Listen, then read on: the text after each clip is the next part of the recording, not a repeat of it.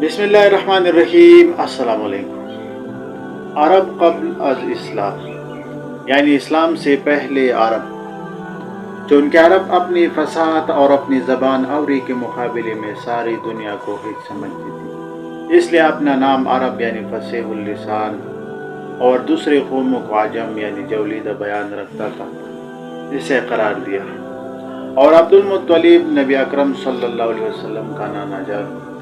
سن شعور پوجنے کے بعد عبد المطلب باپ کی جگہ کعبے کی متولی ہوئی۔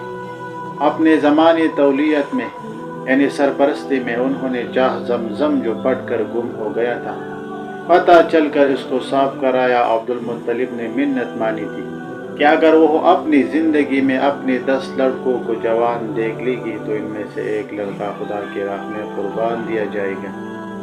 جب انہیں یہ آرزو پوری ہوئی تو منت اتارنے کے لیے 10 لڑکوں کو لے کر کعبے گئی۔ عبداللہ کے نام جو تمام اولاد میں سب سے زیادہ اور محبوب تھے، قرآن نکلا عبداللہ کا نام۔ عبد المطلب بہت پریشان ہوئی کہ عبداللہ کا نام قرآن نکلا۔ آخر میں رسائے قریش کے مشورے سے عبداللہ کی بجائے 100 اونٹ قربان کر کے منت پوری کی اور عبداللہ صاحب۔ اس کے بعد عبد المطلب نے قبیلہ زہرہ کے رئیس واحد بن عبد المناف کے لڑکے آمینہ بی بی کے ساتھ عبداللہ صاحب کی شادی کر دی۔ شادی کے تھوڑی ہی دن بعد عبداللہ کے مدینے میں انتقال ہو گیا۔